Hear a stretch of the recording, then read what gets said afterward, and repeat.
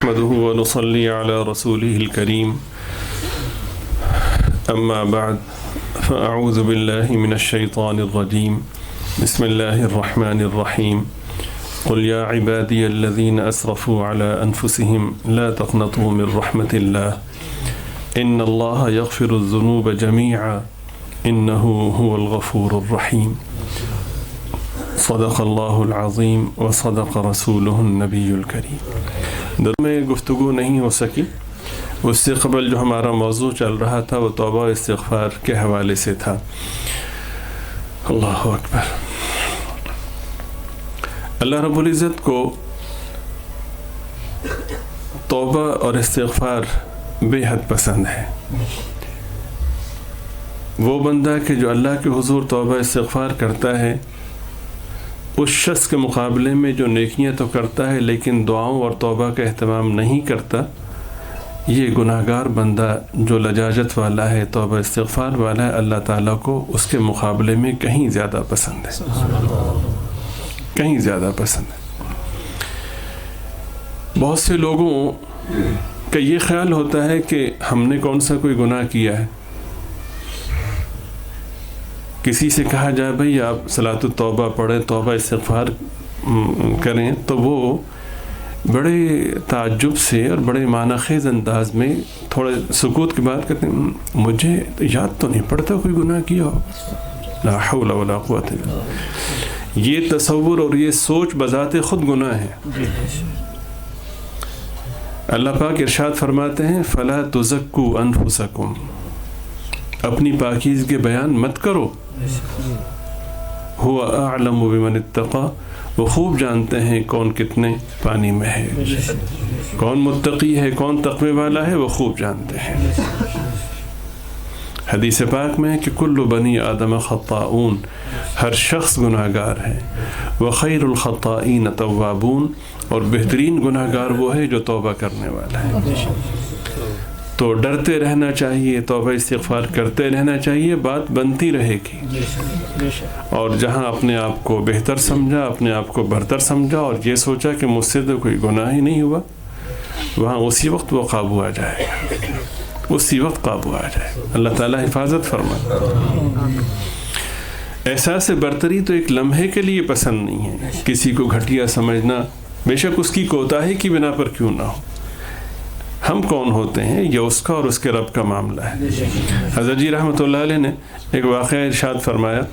فرمانے لگے کہ اللہ والے اپنے خادموں کے ساتھ ایک سفر میں تشریف لے جا رہے تھے کہ اچانک انہیں محسوس ہوا کہ ہم جس جگہ سے گزر رہے ہیں یہاں پہ بے پردگی اور گانے بجانے کی کثرت محسوس ہو رہی ہے. تو اپنے ساتھیوں سے پوچھا یہ کون سی جگہ ہے. تو ساتھیوں نے تذکرہ کیا کہ حضرت یہ جگہ ہے جو گناہوں کے حوالے سے مشہور ہے، ناچ گانا ہوتا ہے، لوگ آتے ہیں. اس کی تفصیل بتائی. تو حضرت نے ازراہ ہمدردی دعا کی اور کہا کہ یا اللہ میرے طفیل ان کی بخشش فرما. اب بخشش کی دعا تو بہت اچھی بات ہے، لیکن لفظ میرے طفیل یہ پتہ دے رہا ہے کہ اپنے آپ کو ان سے بہتر سمجھا. آپ سمجھ رہے ہیں؟ بس یہ کہنے کی دیر تھی. کہا کہ میرے طفیل ان کی بخشش فرما، تو اللہ کی طرف سے آواز آئی کہ یہ کیوں نہیں کہتا کہ ان کے طفیل تیری بخشش کرو. ہم اپنا جائزہ لیں. اول تو نیکی کی طرف متوجہ نہیں ہوتے. کوئی نیکی ہو جائے تو اپنے آپ کو سب سے بہتر اور بزرگ سمجھنا شروع کر دیتے ہیں. ساری دنیا کو فاسق و فاجر سمجھنا شروع کر دیتے ہیں. 2 تسبیحیں کیا کر لی تو اپنے آپ کو پتہ نہیں کیا سمجھنا شروع کر. او جی چند تسبیح کر لی، او جی راتی خواب سے دیکھا میں. لا حول ولا قوت الا باللہ. بھئی اپنے آپ کو اتنا کامل سمجھنا شروع کر دیا. یہ کم اللہ کا احسان ہے کہ اللہ پاک اپنا پاک نام لینے کی توفیق عطا فرمائے، اپنے گھر میں آنے کی توفیق عطا فرمائے، نماز کی توفیق عطا فرمائے. جس چکر میں پڑ گئے ہیں لوگ، خانقاہوں میں آ کر بھی اس لیے محروم ہو جاتے ہیں کہ نیت درست نہیں ہوتی. نیت ہوتی کوئی کمال مل جائے، کوئی کرامت مل جائے، کوئی تعویذات کے ذریعے سے کوئی ایسی کوئی چیز مل جائے کہ میں بس پڑھوں تو لوگوں کو شفا ہونا شروع ہو جائے اور لوگ بلے بلے کریں. تو تو بلے بلے کے لیے اگر آیا تو بجائے علاج کے تو اور بیماری میں مبتلا ہوا. یہ خود پسندی اور یہ شہرت کی طلب، یہ تو بذات خود روحانی بیماری ہیں. کرامت جی فلانا مراقبہ فلانا نہیں، یہ سب بہت سے لوگ یہ اسباق اور دیگر جو سلسلے ہیں ان کے مبارک ہونے میں کوئی شک نہیں، لیکن ان کی وجہ سے گمراہ ہونے کا اندیشہ بہت شدید ہوتا ہے کہ آدمی یہ نہ سمجھے کہ میں کامل ہو گیا ہوں. فرائض کا سنتوں کا اہتمام کرتا رہے اور ڈرتا رہے تو آدمی محفوظ رہتا ہے. تو یہ ایک احساس ہوتا ہے کہ میں نے کون سا گناہ کیا جو میں توبہ کروں. لے جی مولوی صاحب کو کیا ہو گیا، مجھے کہہ رہے ہیں لا حول ولا قوت الا باللہ. میں نے عرض کیا کہ تصور بذات خود گناہ ہے. ہر وقت ہر لمحے توبہ استغفار کا اہتمام ہو. قرآن کریم میں توبہ کا اہتمام اور دعاؤں کا اہتمام. قرآن کریم میں کہ ان الذین یستکبرون عن عبادتی سیدخلون جہنم داخرین. وہ شخص کے جو احساس برتری کی بنا پر، تکبر کی بنا پر دعاؤں میں کوتاہی کرتا ہے. ایک آدمی جو ہر وقت مانگتا رہتا ہے، رو رہا ہے اللہ کے سامنے، یا اللہ یہ بھی عطا فرما، یا اللہ یہ بھی عطا فرما، اور دوسرا آدمی کہتا ہے کہ مجھے کیا ضرورت ہے. وہ لوگ کہ جو تکبر کی بنا پر دعاؤں سے گریز کرتے ہیں، قرآن پاک میں ارشاد ہے کہ اللہ پاک ان کو اوندھے منہ جہنم میں داخل فرمائے گا. ہر شخص کو ضرورت ہے، ہر شخص محتاج ہے، صرف اللہ ہی کی ذات ہے جو محتاج نہیں ہے. اللہ الصمد، اللہ کی ذات بے نیاز ہے. اس کا جو کامل مفہوم ہے وہ یہ ہے کہ اللہ کی ذات ہر وقت ہر کام میں، ہر معاملے میں کسی کی محتاج نہیں ہے، اور اس کے علاوہ جتنے لوگ اور جتنی مخلوقات ہیں وہ ہر کام میں ہر وقت اس کے محتاج ہیں. یہ بات ذہن میں رکھیے. ایک بات، اور دوسری بات یہ ہے کہ توبہ اللہ تعالیٰ کو بے حد پسند ہے، اور توبہ کی کثرت. چلے فرض کیا کہ ایک آدمی گناہوں سے بچا ہوا ہے، بہت اچھی بات ہے، بہت مبارک، اس کو بھی توبہ کا اہتمام کرنا ہے، کثرت سے کرنا ہے. دیکھیے انبیاء علیہم السلام کی جو ذات بابرکت ہے وہ گناہوں سے پاک ہیں، معصوم عن الخطا ہیں، ان سے گناہ ہو ہی نہیں سکتا. معصومین کی جماعت ہے یہ، اور نبی پاک صلی اللہ علیہ وسلم تو سید المعصومین ہیں، تو آپ صلی اللہ علیہ وسلم سے تو گناہ کا تصور ہو ہی نہیں سکتا. اس کے باوجود سرکار فرماتے ہیں کہ لوگوں تم اللہ سے توبہ کیا کرو، میں ہر روز اللہ سے 100 مرتبہ توبہ کرتا ہوں. حالانکہ سرکار سے گناہ ہو ہی نہیں سکتا، سرکار پھر کہتے ہیں کہ میں اللہ سے 100 مرتبہ توبہ کرتا ہوں. تم بھی جب کائنات میں سب سے اعلیٰ و اشرف، سب سے اتقیٰ و ازکیٰ ذات یہ فرما رہی ہے کہ میں 100 مرتبہ توبہ کرتا ہوں، جن کی جوتیوں کی بدولت لوگوں کی بخشش ہوگی. اتنی عظیم ذات جب توبہ کا اہتمام کر رہی ہے تو پھر ہمیں توبہ کی کتنی ضرورت ہے. 24 گھنٹے اگر توبہ استغفار کرتے رہیں تب بھی جو ہماری ضرورت ہے وہ اس سے زیادہ ہے کہ ہم کریں. آپ صلی اللہ علیہ وسلم اللہ کے حضور کھڑے ہیں، لمبی قرات کر رہے ہیں. ہمارے ہاں امام صاحب تھوڑی سی قرات لمبی کر دیں ہم ناراض ہونا شروع ہو جاتے ہیں.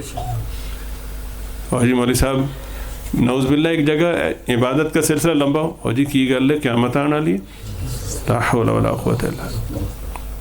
یہ تھوڑا سا لمبا سلسلہ ہو جائے دعا کا، ذکر اذکار کا، تو مصیبت پڑ جاتی ہے. اور یہی لوگ ساری رات لچے لفنگوں کے گانوں پہ تھرکتے ہیں، اس پہ تھکتے نہیں ہیں. غور کرنا چاہیے کہ یہ جو ہمارے اندر یہ جو کیفیت ہے، اعمال صالحہ کی طرف ہم متوجہ نہیں ہوتے. اعمال صالحہ میں ہمیں بیزاری ہوتی کہ ہمارا رب ہم سے ناراض تو نہیں. اللہ کو منانا چاہیے، توبہ استغفار کرنا چاہیے. ساری رات اللہ کی یاد میں گزر جائے تب بھی جو ہے انسان کی کسک ہو کہ وقت تھوڑا تھا، مجھے اللہ سے اور وقت چاہیے، میں اور اللہ سے مانگوں. سرکار اقدس صلی اللہ علیہ وسلم طویل نماز اختیار فرماتے، لمبا قیام ہوتا، اتنا لمبا قیام ہوتا کہ بابرکت قدم پہ ورم آ جاتا، پاؤں مبارک سوج جاتے. ام المؤمنین ہم سب کی ماں حضرت سیدہ عائشہ صدیقہ رضی اللہ تعالی عنہ بڑے ادب سے عرض کرتی ہیں کہ حضرت اتنی مشقت، آپ تو بخشے بخشائے ہیں، تو اس کے بعد اتنی مشقت کی کیا ضرورت ہے؟ ارشاد فرماتے ہیں کیا میں اپنے رب کا شکر گزار بندہ نہ بنوں؟ اس کا مطلب یہ ہوا کہ توبہ استغفار کی کثرت یہ مظہر ہے شکر کا، اللہ تعالیٰ کے ہاں پسندیدہ بننے کا یہ بہترین طریقہ ہے۔ اور سیدھی سی بات ہے، جب کسی کو کسی سے تعلق ہوتا ہے تو اس سے جب اس کی نشست اور مجلس ہوتی ہے تو وقت کا پتہ ہی نہیں چلتا۔ تو اگر عبادات میں دل لگ رہا ہے تو سمجھے اللہ سے تعلق ہے، اور اللہ کی ذات ہے ہی ایسی کہ اس سے تعلق رکھا جائے، نہ وہاں سے کبھی دھوکے کا امکان ہے، نہ وہاں سے کبھی بے وفائی کا امکان ہے، نہ وہاں کبھی نقصان کا امکان ہے، معافی ہی معافی ہے، درگزر ہی درگزر ہے، کامیابی ہی کامیابی۔ اور ایمان کی علامت بھی یہی ہے، اگر سچا ایمان ہے تو بندہ سب سے زیادہ محبت اپنے رب سے کرے گا۔ والذین آمنوا اشد حبا للہ، ایمان والوں کی پہچان یہ ہے کہ وہ سب سے زیادہ محبت اپنے رب سے کرتے ہیں، اپنے اللہ سے کرتے ہیں۔ تو جس سے محبت ہوتی ہے، جب اس سے گفتگو کا سلسلہ شروع ہوتا ہے تو پھر وقت کا پتہ ہی نہیں چلتا۔ اور اگر عبادات میں اگر بیزاری ہونے لگے تو سمجھے کہ اللہ سے محبت میں کمی ہے۔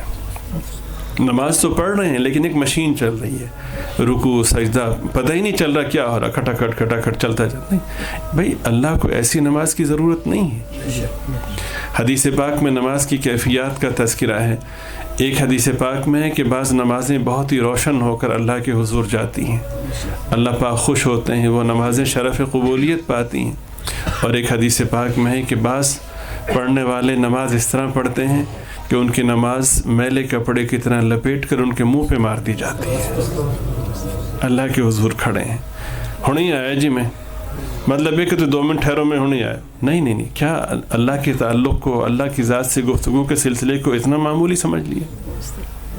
صورتحال یہ حدیث پاک کا مفہوم ہے کہ مومن کا دل مسجد میں ایسے اٹکا ہوا ہوتا ہے جیسے مچھلی کا تعلق پانی سے ہوتا ہے۔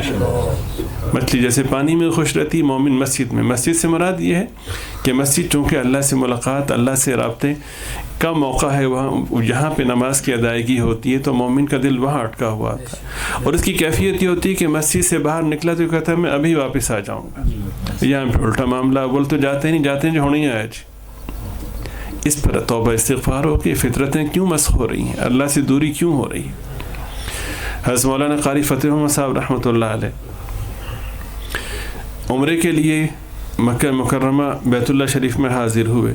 اللہ تعالیٰ اپنے کرم سے ہم سب کو نصیب فرمائے، بار بار نصیب فرمائے۔ راوی کہتے ہیں مجھے انہوں نے خود یہ بات سنائی، وہ کہتے ہیں کہ رات کو تشریف لائے، رات کے آخری پہر طواف کیا، طواف کرنے کے بعد طواف کے نفل پڑھے اور نفلوں کے بعد دعا شروع کی، دعا کرتے رہے تہجد کا وقت پورا ہوا، فجر کی اذان ہو گئی، دعا ختم نہیں ہوئی۔ تو فجر کی اذان کے لیے دعا کو موقوف کر دیا، سنتیں پڑھی، فجر کی نماز پڑھی، پھر دوبارہ دعا کا سلسلہ وہاں سے ہی شروع کیا۔ اور یہ آج کی بات ہے، قریب کی بات ہے، پرانی بات نہیں۔ اور جی ہم تو صحابہ جیسے ہو نہیں سکتے، یہ بھی بڑے ڈھٹائی کے ساتھ لوگ کہتے ہیں۔ کون کہتا ہے تم ہو سکتے ہو؟ لیکن ماڈل تو وہی ہیں، نبی پاک صلی اللہ علیہ وسلم اسوہ حسنہ ہے، سرکار سے دین کو صحابہ نے سیکھ کر آگے پہنچایا۔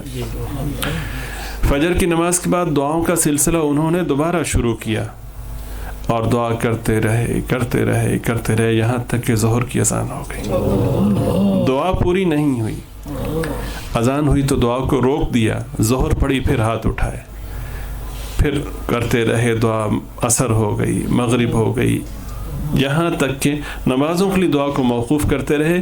جب عشاء کی اذان ہوئی تو حضرت کی طواف کے نفلوں کی دعا پوری ہوئی۔ کوئی کہہ بھی سکتا ہے کہ جو ڈرامہ کر رہے تھے تم کر کے دکھا دو ڈرامہ، نہ وضو کی حاجت ہوئی، نہ واش روم جانے کی حاجت ہوئی، نہ کھانے کی چاہت ہوئی۔ بات یہ ہے کہ جب کسی سے محبت ہو جاتی ہے اور اس سے جب تار مل جاتی ہے، جب گفتگو کا سلسلہ شروع ہو جاتا ہے، پھر راتیں باتوں میں کٹتی ہیں، پھر وقت کا احساس نہیں ہوتا، پھر طویل ترین دورانیہ بھی مختصر میں، اچھا ابھی تو شروع کیا تھا پتہ ہی نہیں چلا۔ ٹھیک ہے نا؟ اس جملے کو کہیں بھی فٹ کر لیں، مجازی عشق میں، مجازی محبت میں، گندی محبت میں فٹ کر لیں، وہاں بھی پتہ ہی نہیں چلیا. اور جن کا اللہ سے تعلق ہو جاتا ہے، پھر جب اللہ سے سلسلہ شروع ہوتا ہے پتہ ہی نہیں چلتا.